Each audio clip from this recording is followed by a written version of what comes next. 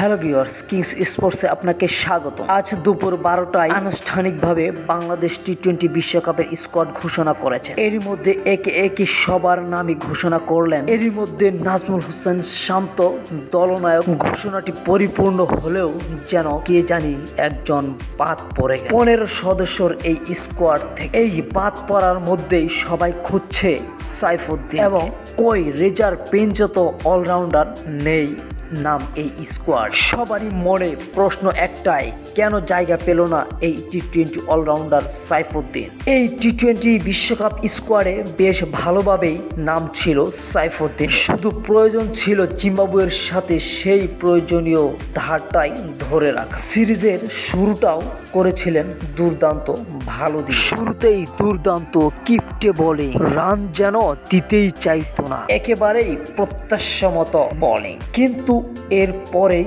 বাদে বিপত্তি। যেই ডেড ওভারের পরিবর্তে দলে ঢুকেছিল সাইফুদ্দিন, সেখানেই করে ফেলেন গরমিল। 2017 সালে কলম্বিয়াতে শ্রীলঙ্কার বিপক্ষে পেস বোলিং অলরাউন্ডার হিসেবে অভিষেক হন। এরপর থেকেই সাইফুদ্দিন আর ইনজুরি দুজনেই হেঁটেছে হাত ধরাধরি করে। একই সাথে 2019 বিশ্বকাপ চলাকালেই ইনজুরি হয়ে পড়েন সাইফুদ্দিন। এরপরেই শুরু হয় রোল আউট, রিকভারি, কামব্যাক। এভাবেই এগোতে থাকে সাইফুদ্দিনের ক্রিকেট কেরিয়ার এবং সে ক্রমাগতই চালিয়ে যায় ফিরে পাওয়ার সেই তুমুল লড়াই। বিপিএল এর 10ম আসরে সাইফুদ্দিন লাল জার্সিতে বরিশালের হয়ে এই ম্যাচেই পেয়ে গেছিলেন গোল্ডেন চান্স এবং সেই সুযোগটাকে 16 আনায় কাজে লাগিয়েছিলেন সাইফুদ্দিন। বিপিএল এর ফাইনালে অ্যান্ড্রু রাসেল এখনো ভুলতে পারেনি হয়তো সাইফুদ্দিন। আর এখন সেই সাইফুদ্দিনই ঘরে বসে দেখবেন টি-20 বিশ্বকাপ, যেখানেই তার